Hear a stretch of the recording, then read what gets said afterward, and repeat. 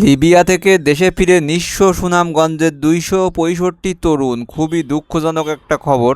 এই খবর দেখলে শুধু আমার খারাপ লাগে, কিন্তু কি করব। অবৈধ পথে গত ২ বছরে ইতালি যেতে গিয়ে লিবিয়া থেকে দেশে ফিরেছেন সুনামগঞ্জের বিভিন্ন উপজেলার ২৬৫ জন তরুণ। তাদের প্রত্যেকে কেউ ভিটে মাটি বিক্রি করেছে, কেউ বা সুদি টাকা আইনি ১৮ থেকে ২৫ লাখ ৩০ লাখ দেশেন বিভিন্ন লোকের কাছে, মানে দালালের কাছে। লিবিয়ার দালাল চক্র আছে, আবার দেশেও আছে।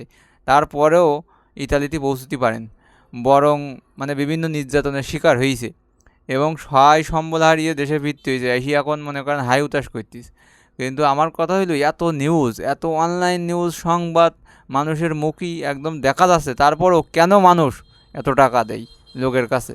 মানুষের লোভের কারণে। কারণ এত লোভ হলেই হয় না।